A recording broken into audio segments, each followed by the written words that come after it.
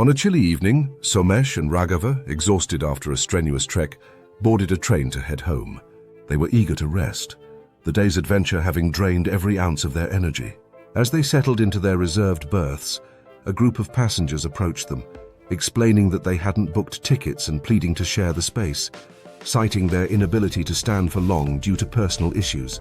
Somesh's exhaustion quickly turned to irritation. "Don't you know this is a reserved compartment? How can you ask for something so unreasonable?" he snapped, his frustration spilling over.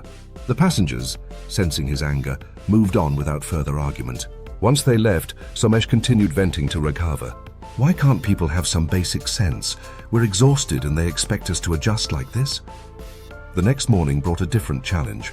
Raju, Somesh's roommate, called him with a heartfelt request.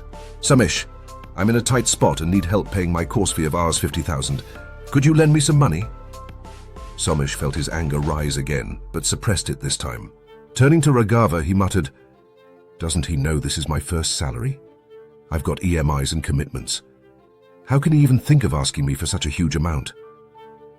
As if on cue, Raju called again. This time, Somesh answered with a calm voice but spun a story.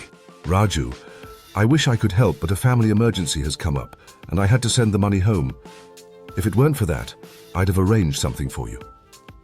Raghava, who had been silently observing, couldn't hold back anymore. "Somesh, why did you lie? Why not just say you couldn't help?" Caught off guard, Somesh hesitated. I didn't want him to feel bad or think I'm selfish." Raghava nodded thoughtfully and began explaining. "Let me help you understand something. You're angry, not because Raju asked for help, but because his request made you uncomfortable. You didn't want to say no because you feared he'd judge you, and because he put you in this position, you felt angry at him. Instead of calmly denying the request, you felt the need to justify your decision, to protect your ego. So, you created a story to make his request seem invalid and avoid looking bad." Somesh's eyes widened as the realization dawned on him. Raghava continued, "Most people generate negativity in such situations because they think denying someone makes them appear cold or selfish. To avoid this, they either lash out or cook up excuses. But what if you simply stated the truth? 'I'm sorry, I can't help right now.' No drama, no guilt, no lies. Wouldn't that be easier and kinder for everyone involved?" Somesh sat in silence, reflecting on his behavior. "You're right," he admitted. "I didn't realize how much of my anger and frustration comes from trying to protect my image. I made things more complicated than they needed to be." "That's the first step," Raghava said with a smile. "Understanding this can help you respond with honesty and grace in the future." From that day forward, Somesh carried this lesson with him, striving to handle uncomfortable situations with honesty and simplicity, letting go of the need to protect his ego or generate negativity. Some things to observe closely. 1. Discomfort and anger.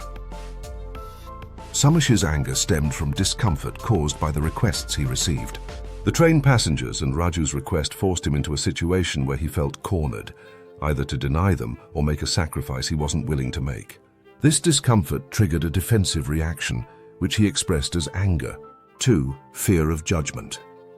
Somesh hesitated to directly say no because he feared being perceived as selfish or unkind. This is a common human response. People often worry about how others will judge their actions, even when they have valid reasons to decline. 3. Negativity to justify denial. By criticizing the train passengers or feeling angry at Raju for making a request, Somesh subconsciously tried to justify his refusal. This is a defense mechanism to protect one's self-image.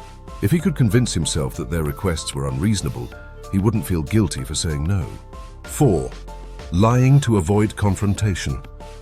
Somesh created a story to deny Raju's request, aiming to avoid direct confrontation and preserve his image in Raju's eyes. This is a common coping strategy when people feel unable to assert themselves honestly. 5. Simpler solution. Honest denial. Avoiding discomfort can lead to unnecessary complications, anger, guilt, or dishonesty.